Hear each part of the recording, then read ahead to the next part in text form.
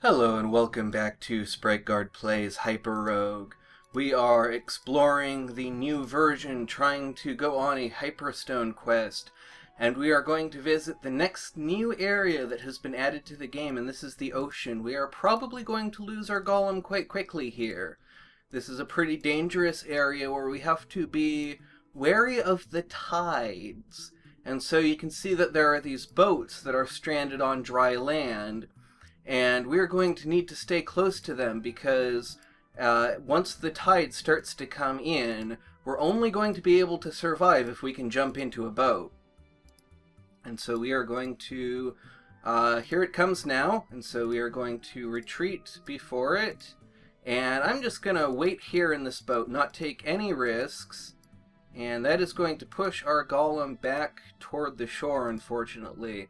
So this is the ocean, and it is kind of characterized by these tides that go in and out. Now, the tides are based on this mathematical idea called an equidistant curve.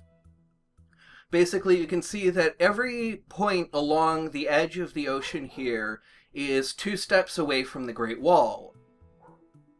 And as the tide goes in, it goes down to 1 step, and then it becomes right up along the wall. So it's staying the same distance away from the Great Wall at every point. Now, this is difficult to do in hyperbolic geometry because the geometry doesn't actually make that easy. Parallel lines get further and further apart as you go along them. And so the way that this works is basically it has to curve. The edge of the ocean has to curve toward the Great Wall in order to remain equidistant from it. And I have become stranded on the shore, and so I'm going to have to probably get out, walk around, find some amber, and then jump into a different boat once the tide comes back in. And we have these birds that we need to deal with that are not too dangerous because they only move 1 step at a time instead of 2 the way the eagles do. And so we can fight them off a little bit more easily. But we have the tide coming in on us, and so we are going to want to find our way to a boat, and there is one right there. And so you can see that even though it's on the other side of us, the tide line is curving toward us because it's this curve in order to remain equidistant from the Great Wall. And the further out it gets, the more sharply it is curved. And it reaches this limit. In mathematics, there's this really common idea of taking something that changes in steps and repeating the steps infinitely many times and trying to figure out what would happen if you carried this out an infinite number of times. And for these equidistant curves, what you find out is that the curvature keeps increasing, but it increases less with every step. And the maximum that it is approaching but never quite reaching is the amount of curvature of a horocycle. So like these islands over here in the Caribbean, this is another change in this new version. The Caribbean is now accessible earlier on. As soon as you can get to the ocean, I believe you're able to get into the Caribbean. Though we do have 60 treasures now, so that's not as clear as it could be. And so we have the opportunity to go in here and try and get an Orb of Time, but that's not actually what I want to do next, because the next area that we want to visit is actually, I believe, another horocycle here. And this is a whirlpool. Many lost boats are spinning in this whirlpool. Some of them contain treasures and pirates. Unmanned boats will go 1 cell clockwise in each turn. Sharks and manned boats are only allowed to go with the current, that is, towards the center or clockwise. And so that ends up creating this very dangerous area where you have very few options, and everything is kind of forced to go in this spiral pattern. And it's very easy to get caught because of that. So I'm going to actually try and find my way back to the shore. One thing that Zeno mentioned on the forums that I have not really seen that much yet is that the ocean is meant to be a sort of... Let's see. Okay, so this is actually getting toward the shore. This is a tidal zone. So Zeno said that the ocean is actually meant to be like a crossroads of the sea. It's meant to have orbs in it and be kind of a neutral zone. And so I have not really seen any orbs like that, but that is something that I would like to look out for.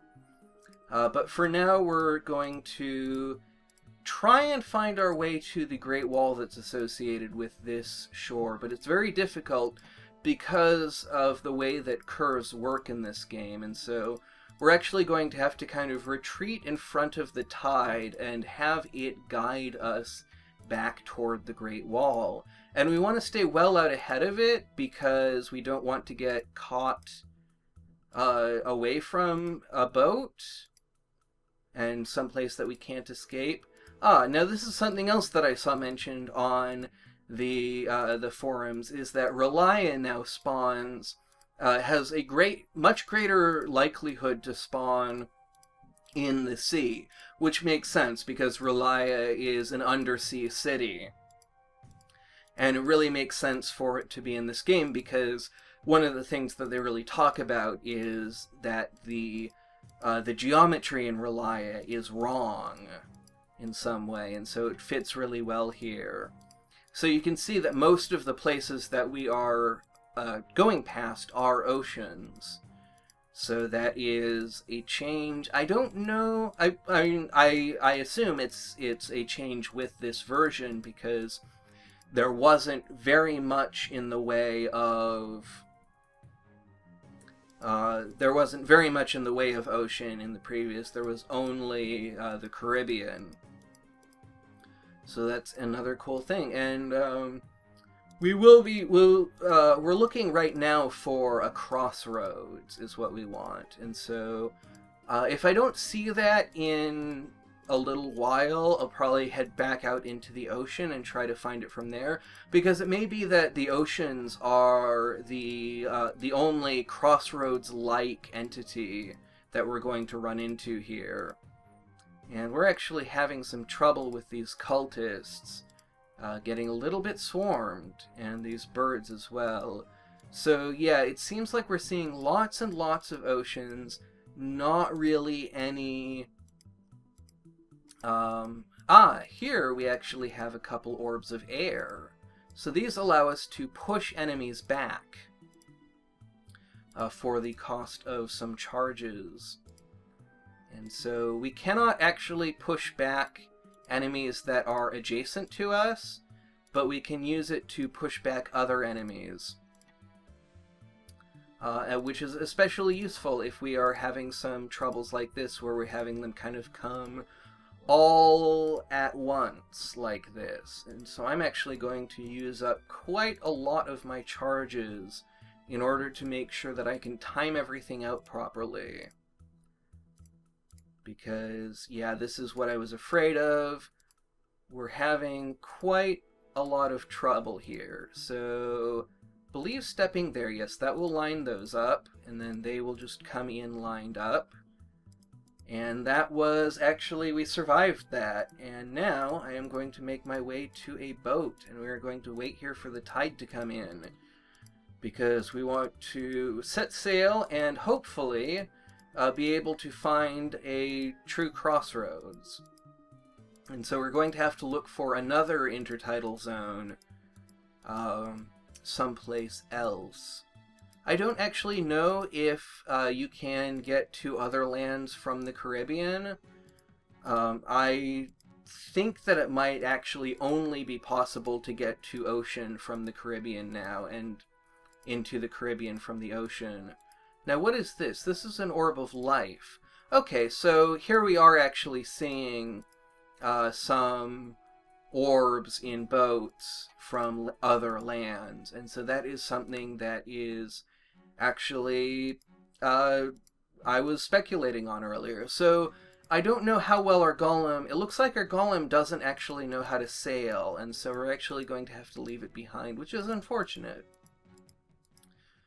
But we're going to probably head over to this intertidal zone and try to find our way to whatever land this connects up with.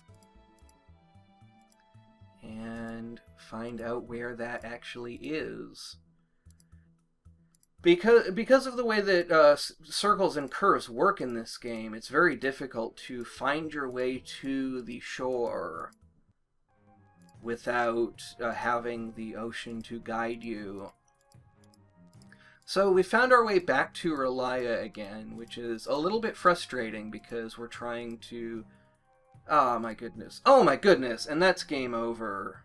I really did not want that to happen. We have not even made it into the whirlpool, so we have quite a lot left to do. That's really disappointing, but we just kept getting kind of pushed into places that we didn't want to go, and I wasn't really paying enough attention to fire cultists, so there is still a lot left for us to explore. We're going to have to try again, and I hope that you will join me in the future. I hope that you enjoyed this episode, but most of all, thank you very much for watching, and have a great rest of your day.